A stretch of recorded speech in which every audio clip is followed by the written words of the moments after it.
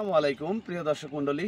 বাড়ি এক লতিরাজ কচু, আর এই বাড়ি এক লতিরাজ কচু বিষয়ে আমি কিছু আলোচনা করব।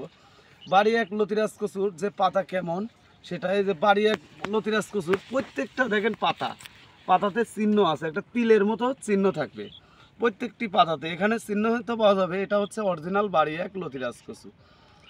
তো বাড়ি এক লতিরাজ কচুর যে লতি আমরা আগামী সপ্তাহে কেটেছি, আবার দেখা যাবে কালকের দিন পরে আমরা এই লতি কাটতে পারবো, অর্থাৎ সপ্তাহে একদিন করে আমরা এই লতিগুলি কাটতে পারবো। দেখেন প্রত্যেকটি গাছে কি সুন্দর লতি আসছে, প্রতিটি গাছেই লম্বা লম্বা লতি।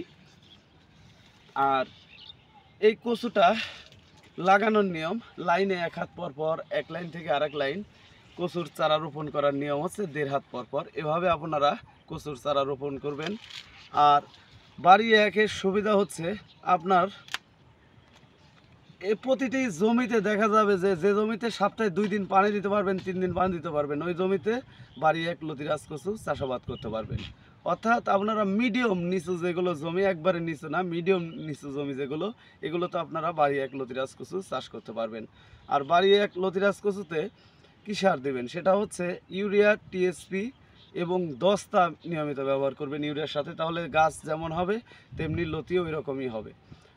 তো প্রিয় দর্শক মণ্ডলী, আপনারা আমাদের এই ফার্ম থেকে যদি বাড়ি এক লতিরাজ কচুর চারা সংরক্ষণ করতে চান তাহলে করতে পারেন। আমরা নিয়মিত বাংলাদেশের প্রতিটি জেলায় এই লতিরাজ কচুর চারা সেল দিয়ে থাকি। তো প্রিয় দর্শক মণ্ডলী, ভালো থাকবেন, সুস্থ থাকবেন। আসসালামু আলাইকুম।